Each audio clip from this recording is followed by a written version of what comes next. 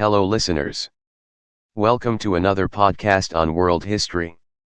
Today I will talk about Introduction to the Peloponnesian War, which falls under the Peloponnesian War. This content is about to describe the events of the Peloponnesian War.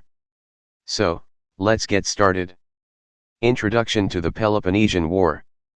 The Peloponnesian War provided a dramatic end to the 5th century BCE, shattering religious and cultural taboos, devastating vast swathes of countryside, and destroying whole cities. The Peloponnesian War, 431 to 404 BCE, was fought between Athens and its empire, known as the Delian League, and the Peloponnesian League, led by Sparta. During this conflict, Greek warfare evolved from an originally limited and formalized form of conflict, to all-out struggles between city-states, complete with large-scale atrocities. The Peloponnesian War provided a dramatic end to the 5th century BCE, shattering religious and cultural taboos, devastating vast swathes of countryside, and destroying whole cities. Historians have traditionally divided the war into several different phases.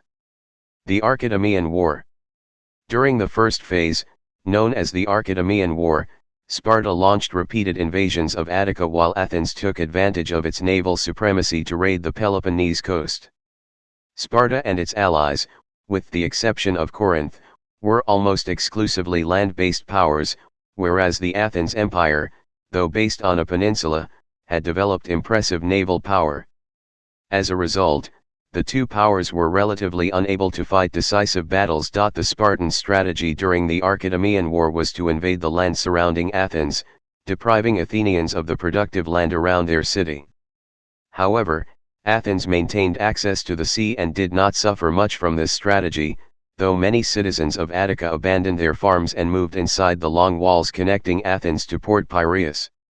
Initially, Athens' strategy, as guided by Pericles, was to avoid open battle with the more numerous, and better trained Spartan hoplites, and to instead rely on Athens' superior fleet. As a result, Athens' fleet went on the offensive, winning a victory at Naupactus. Their victory was short-lived, however, because in 430 BCE, an outbreak of plague hit Athens, ravaging the densely packed city and wiping out over 30,000 citizens, sailors, and soldiers, which amounted to roughly 1/3 to 2/3 of the Athenian population. As a result, Athenian manpower was drastically reduced, and due to widespread fears of plague, foreign mercenaries refused to hire themselves out to Athens. Sparta also abandoned its invasion of Attica during this time, unwilling to risk contact with their diseased enemy. Pericles and his sons perished as a result of plague, and in the aftermath, Athenians turned against Pericles' defensive strategy in favor of a more aggressive one that would bring war directly to Sparta and its allies. Initially, the strategy met with some success as Athens pursued naval raids throughout the Peloponnese. Their successes allowed them to fortify posts throughout the Peloponnese. One such post was near Pylos, on a tiny island called Sphacteria. It began attracting Helot runaways from Sparta, which in turn raised Spartan fears that Athenian activities throughout the Peloponnese would incite a mass Helot revolt. As a result, the Spartans were driven into action. During the ensuing conflicts, 300 to 400 Spartans were taken hostage, providing Athens with a bargaining chip. In return, the Spartans raised an army of allies and Helots and marched the length of Greece to the Athenian colony of Amphipolis, which controlled several nearby silver mines. These mines were particularly important because they provided much of the money that financed the Athenian war effort. The capture of this colony provided Sparta a bargaining chip as well, and the two rival city-states agreed to sign a truce, exchanging the Spartan hostages for Amphipolis and its silver mines. Peace of Nicias. The Peace of Nicias was signed in 421 BCE, concluding the first phase of the war. Due to the loss of warhawks in both city-states during the previous conflict, the peace endured for approximately 6 years. The treaty was undermined, however, by continued fighting and calls for revolt throughout the Peloponnese. Although the Spartans refrained from such actions themselves, their allies remained vocal, particularly Argos. The Athenians supported the Argives and encouraged them to form a coalition of democratic states within the Peloponnese and separate from Sparta. Early Spartan attempts to thwart such a coalition ultimately failed, and the Argives, their allies, and a small Athenian force moved to seize the city of Tasia, near Sparta. The Battle of Mantinea was the largest land battle fought within Greece during the Peloponnesian War.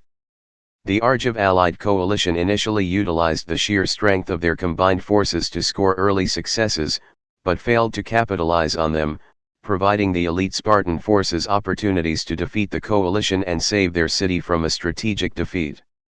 The Argive Democratic Alliance was broken up, and most members were reincorporated into Sparta's Peloponnesian League, re-establishing Spartan hegemony throughout the region. The Sicilian Expedition.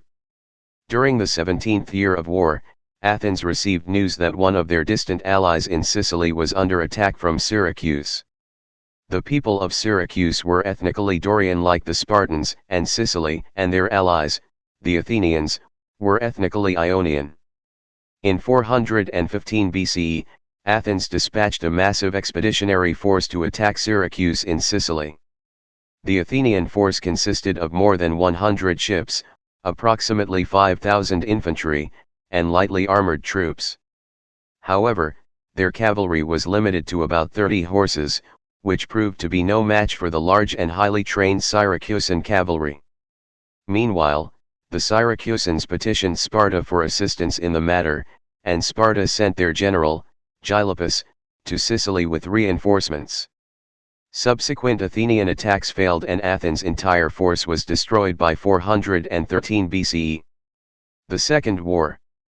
This ushered in the final phase of the war, known as the Decelean War, or the Ionian War.